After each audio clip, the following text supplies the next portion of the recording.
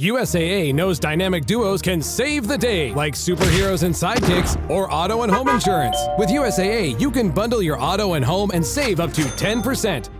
Learn more and get a quote at usaa.com/bundle. Restrictions apply. Think you can't build back bone without medication? Think again. This episode reveals the science and the moves that could change how you think about your bones.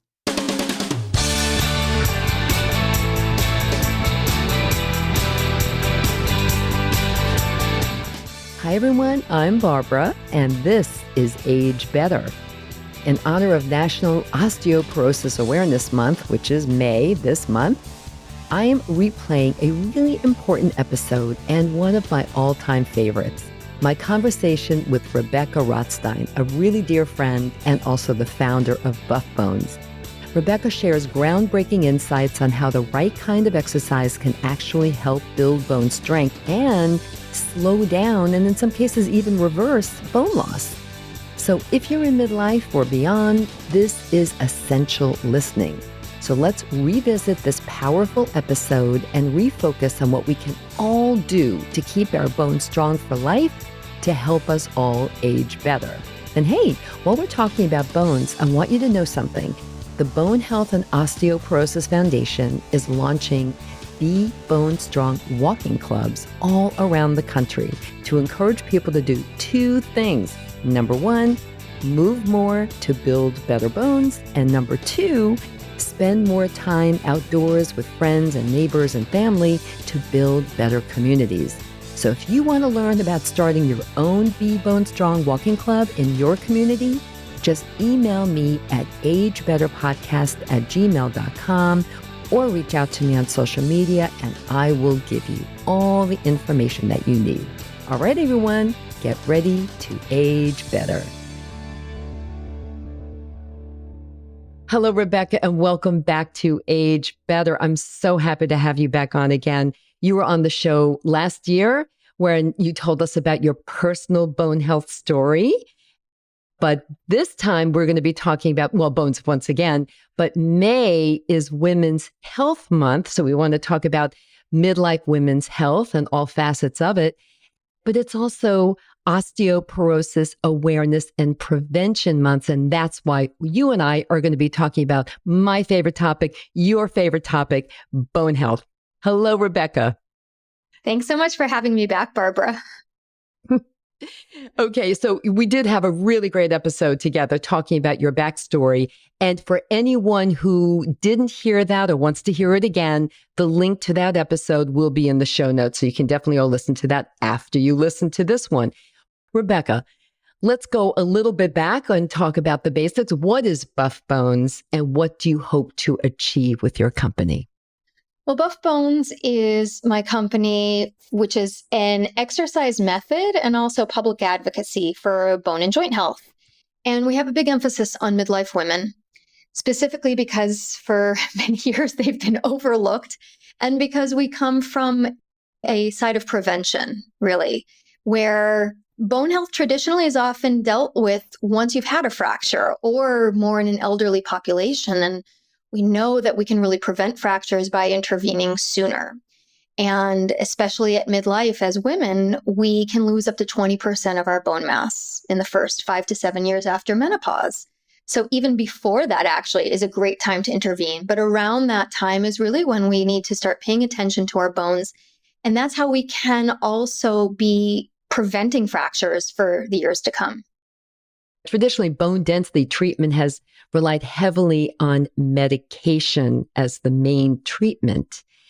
But there's new research and something that you personally believe in, and that's really the foundation of your company, Buff Bones, that it really challenges the view that bone cannot be rebuilt without medication. Can you tell us about that? Sure.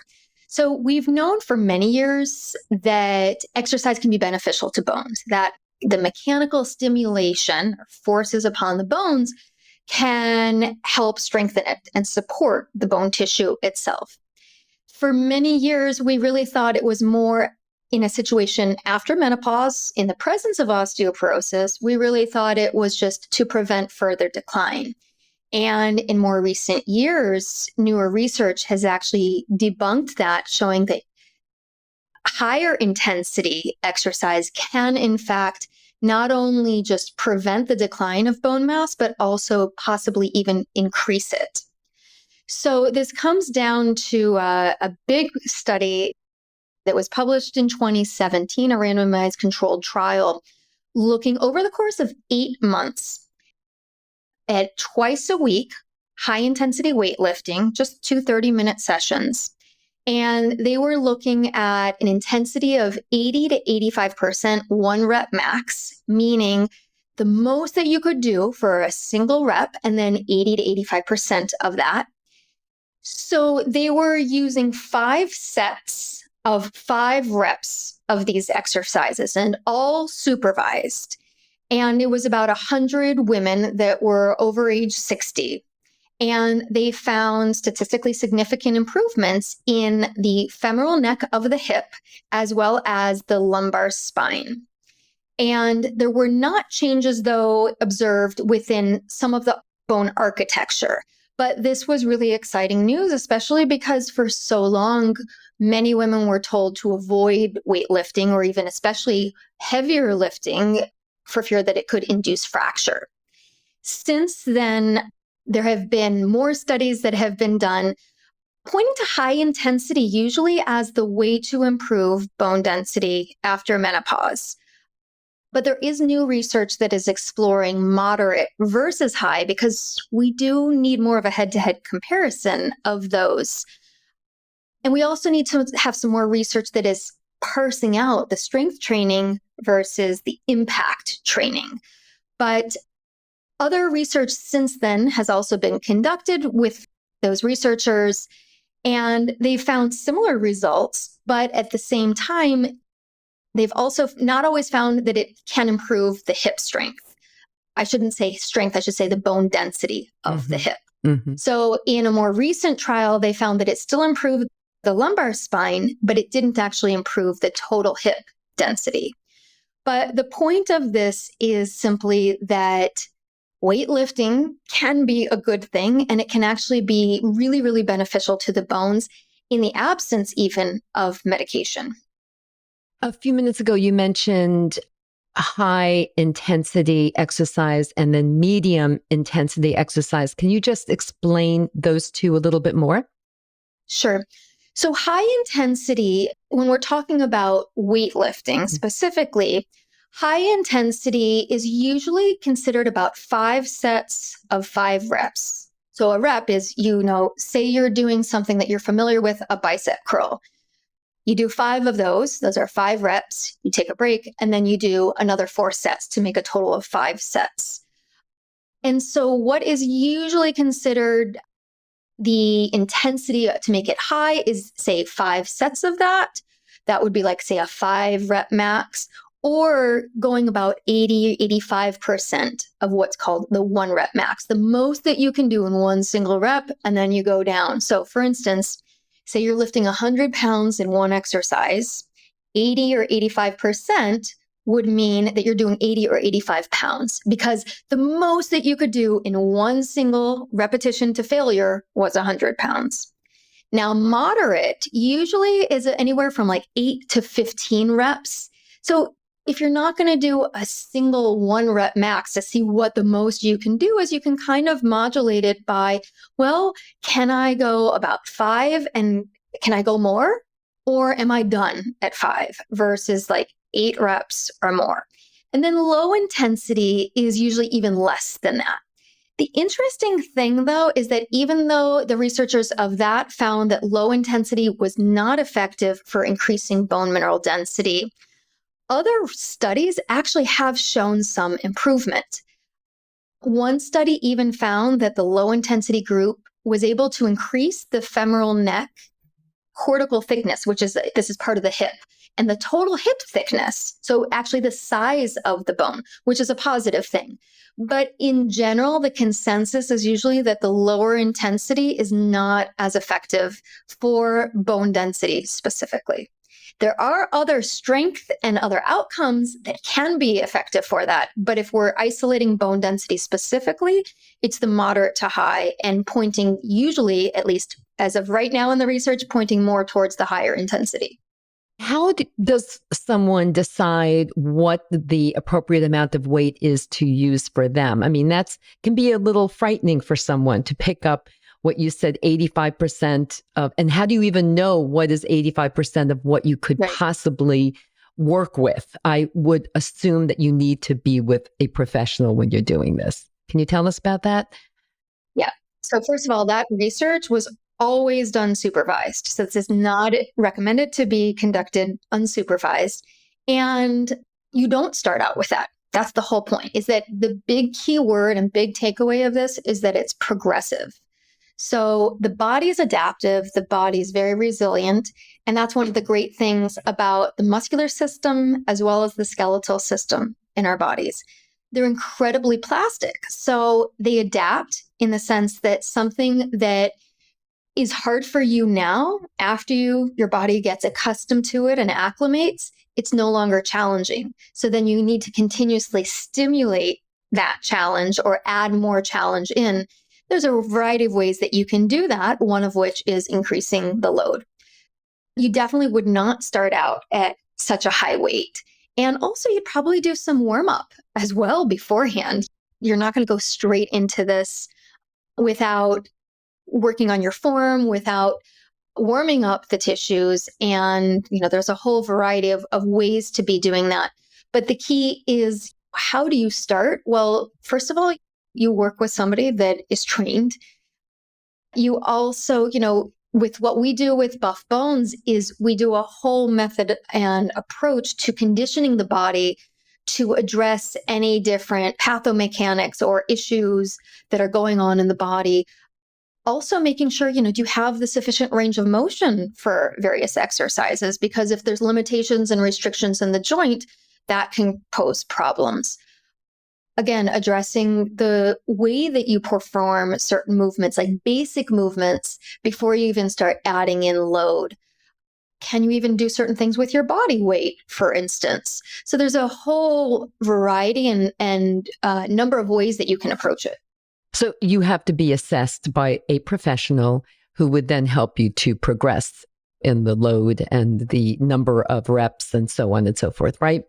I would definitely recommend working with somebody because, again, so do I. So do I. I can't imagine personally ever embarking on such a thing with this level of supervision. I mean, right now I'll go to a gym and I'll lift some free weights, but not the way that we're talking about now. Right. In a very progressive way. So I think it's everyone listening, please, if you are thinking about this, first of all, go on to buffbones.com.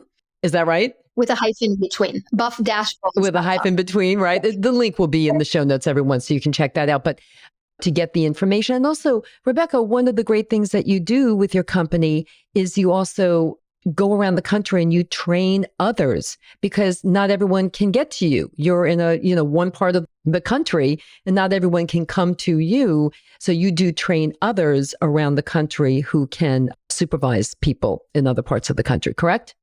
Yes. So we've been training exercise professionals for over a decade now. I guess it's probably 13 years. And it's interesting. A lot has changed as the research has changed. And we've often adapted with that as new information comes out. And yet, no matter what, there's still the same elements of foundation and fundamentals of understanding how the body operates and body conditioning as well. So that no matter what you do, there are certain things that really need to be part of your movement foundation. Mm-hmm. And the good news here, too, is that not only will this method help you, hopefully, to, if done correctly and done consistently, too, which I'm sure is a key to success here, sticking with it and committing, but not only will hopefully your bone density improve or at least stop the loss, but also your strength will improve, your muscle mass will improve, which all contributes to how you live your life. I mean, I'm a big believer in that. You want to be able to put your suitcase over the head bin above your seat in the airplane or the train. You want to be able to do those things. You want to be able to lift your grandchild or your dog. And these are super important too. And of course, we don't want to fall and break a bone, which is the number one thing. But yes. Well, you bring up that idea of muscle strength and daily function, which is key, that it's more than just the density of your bones. It's how does your body function? How is it going to sustain you in addition to avoiding fractures, but just to be able to be mobile, to be able to move, to have agility and such. And it's interesting, there was a study done 2 years ago of almost 1,000 midlife men and women age 40 to 59, finding a positive correlation between muscle mass index and bone density. And so, strengthening and we've known that there's a relationship for many years, but it's usually looking at older individuals. And we know that not only do you lose 1% of your bone mass usually, I said you can lose up to 1% of your bone mass per year after age 40, but also we lose muscle mass and muscle power. And this is known as sarcopenia. And sarcopenia is that loss of muscle strength as well as muscle power that gradually happens. And you see this very frequently in older individuals. And even a term is now being used of osteosarcopenia because of this direct relationship between muscle and bone loss. And so we need to be just strengthening our muscles to prevent that natural decline. Absolutely. And what safety precautions are necessary, would you say, Rebekah, for women, particularly those who already have been diagnosed with osteoporosis, to begin a weightlifting regimen like this? Well, this is the interesting thing, is that study that I was talking about excluded a number of different types of people. And this often is the case. So those with lower extremity injuries or surgery or back pain, those who had a fracture in the last year, those who are taking certain bone affecting medications other than just like an osteoporosis drug. And we see this very frequently, that a lot of people in the general population are actually excluded from these studies because it complicates the data. But the problem is that's a reality of comorbidities or different conditions and injuries that a majority of people, especially over 50, tend to have. So we have to keep this information with a grain of salt. We also have to keep in mind that those with a history of fractures, especially spine fractures, should have individualized attention. Mm-hmm. And some of the weightlifting, or maybe especially the heavy lifting, may not be appropriate for them. Mm-hmm. Also, those, if you've had a prolapse or if you have arthritis, maybe you have certain joint laxity issues or hypermobility. It's not to say that you can't do lifting or heavy lifting, but it may have to be more personalized and structured toward you and your individual case. So I think these need to be taken into consideration. And again, it's the idea that it's about your form, how you're really only good as your form is.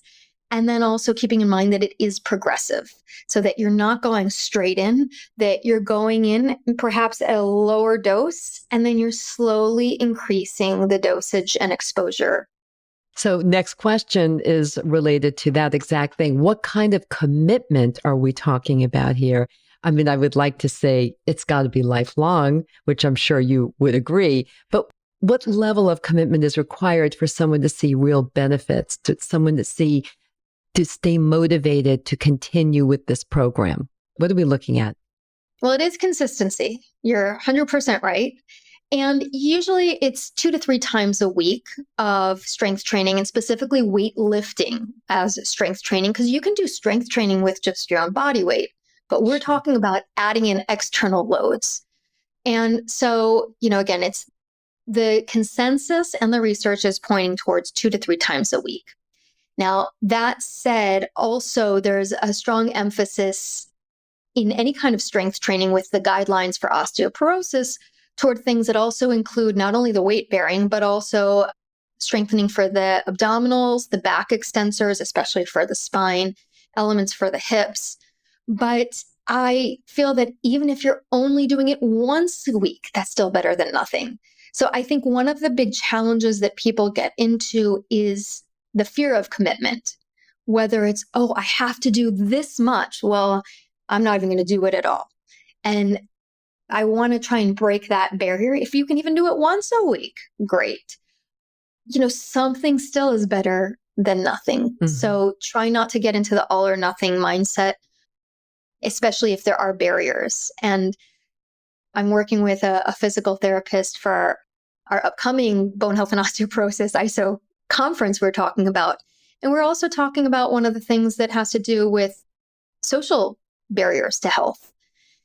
There are limitations that are in place and barriers to access that may be issues that we're not acknowledging.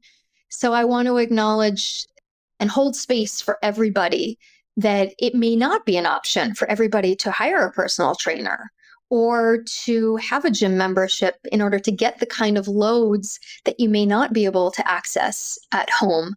But still, there are things that you can be doing, and maybe it's not going to increase your bone density, but maybe it will mitigate bone loss. Right. And it'll improve your balance, and it'll improve your function. It'll improve other aspects of strength and muscle strength. So keeping in mind the entire picture so that we don't say, oh, well, this is not an option for me. Never mind, I'm not going to do anything. Right. And thank you for pointing that out. I'd like to use me as a really good example of exactly that. When I discovered I had low bone density after I broke my arm just taking a walk, when I turned 50, and that was 17 years ago, of course, I got my first bone density test, and that's when I discovered where I was in that spectrum. And I went on a crash course, if you will, of a strengthening and resistance training and the like, using my own body weight, which is what I continue to do. So what we're talking about, squats and push up and the plank, really those three are, with some occasional free weights thrown in for good measure when I go to a gym. But I'm primarily a runner, so I do these other things to supplement that. But what I've discovered is 17 years later, and I do get a bone density test every 2 years now, and I just had one less than a year ago, actually 6 months ago. And I have, as you said, I've maintained my bone density. I have not lost anymore. So it's been successful for what it is. And I haven't had to commit to going to a gym. That's only very occasionally. It's been wherever, whenever I want.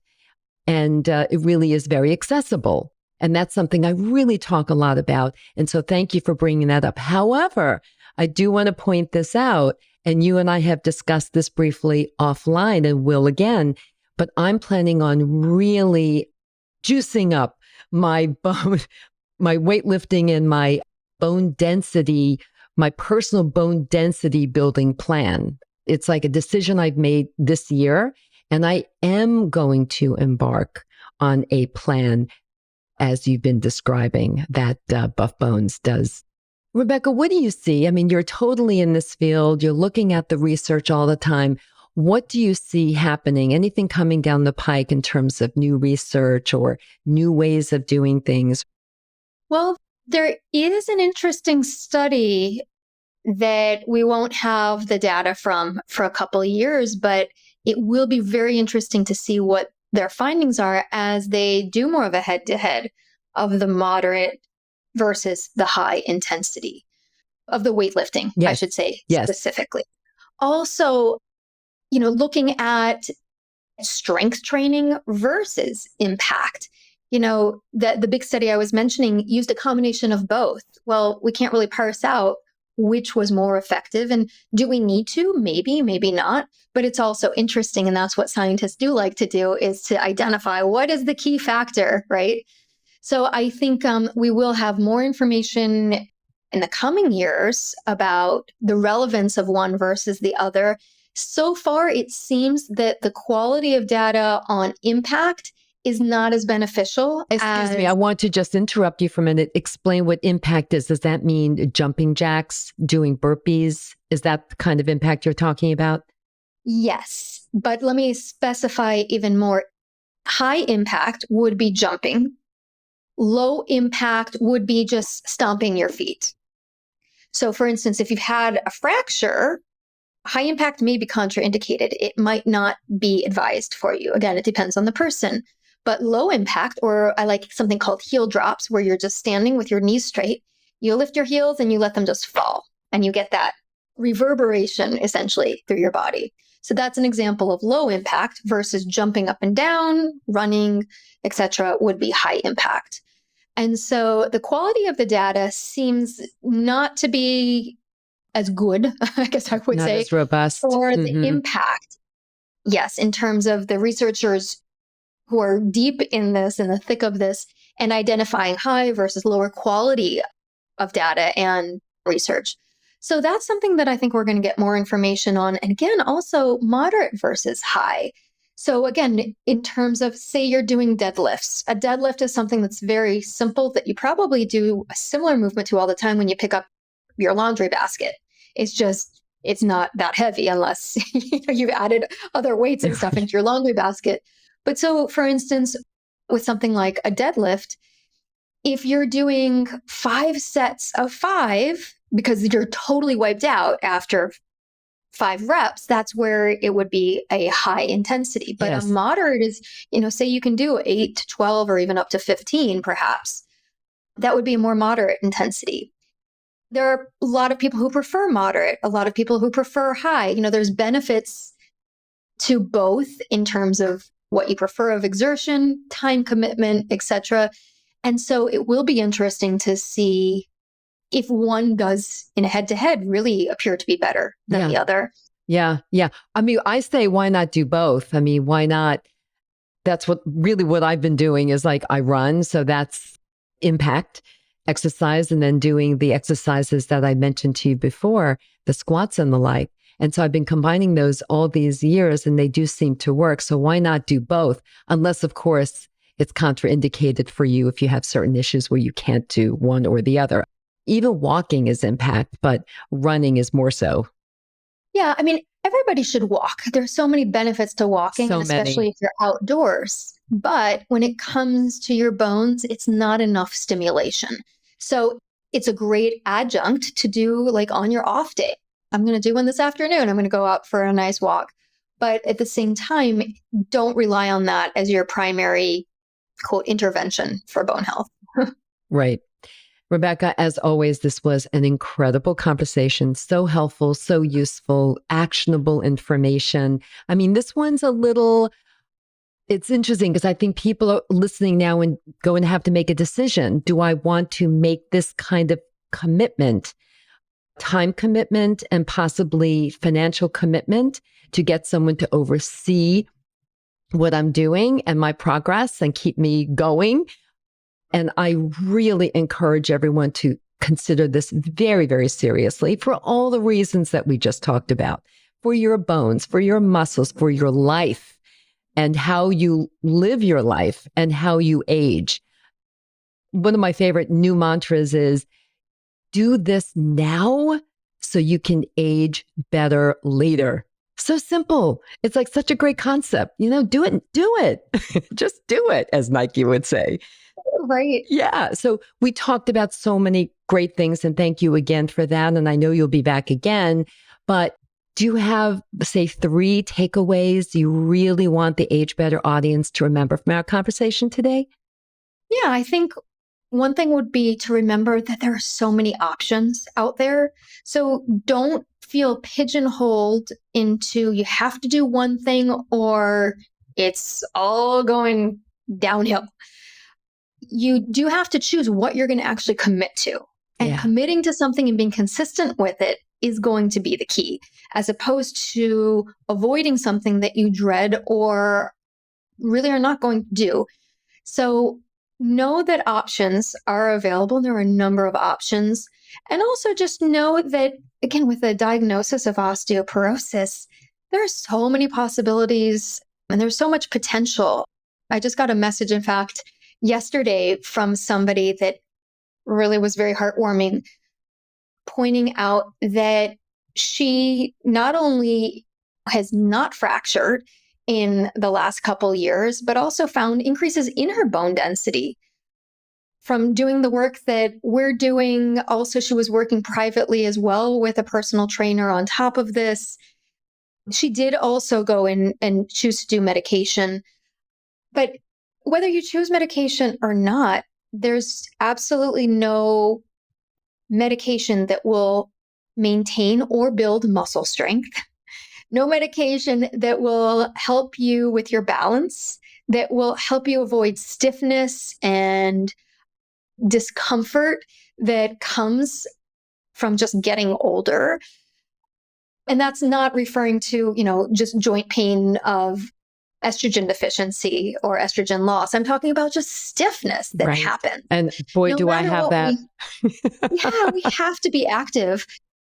Just know that there's so many possibilities and so many options that you have. And there's always hope that you're not doomed to fracture.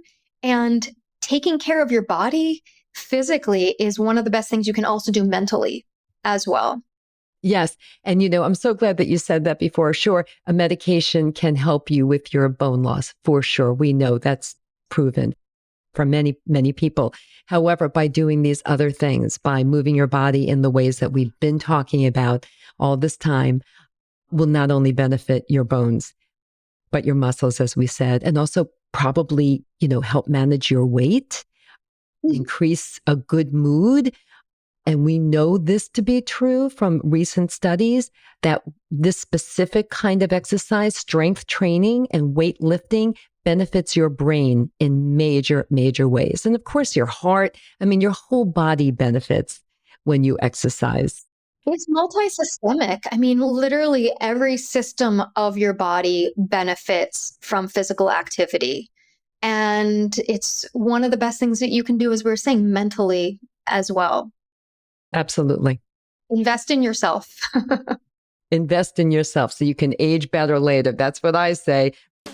Rebekah, thank you so much for coming on. Again, I know you'll be back and I'm looking forward to it. And thank you for joining me during Women's Health Month, focusing on midlife women's health, which is what we're doing. So thank you again for joining me, Rebekah. And thank you again for joining me today, everyone. Talk to you soon. Thanks for tuning in, everyone. If you enjoyed this episode of Age Better Podcast, please do a few things. First, share it with all your friends and family. Then, subscribe to Age Better wherever you listen to podcasts, including YouTube, so you never miss a single episode.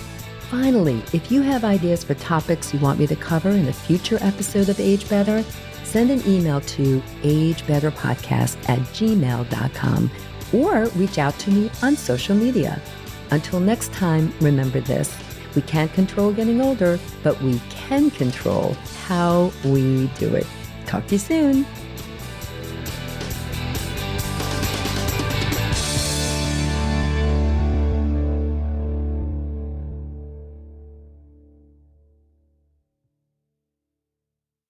Age Better Podcast is a proud member of the Sound Advice Network. Sound Advice, women's voices amplified.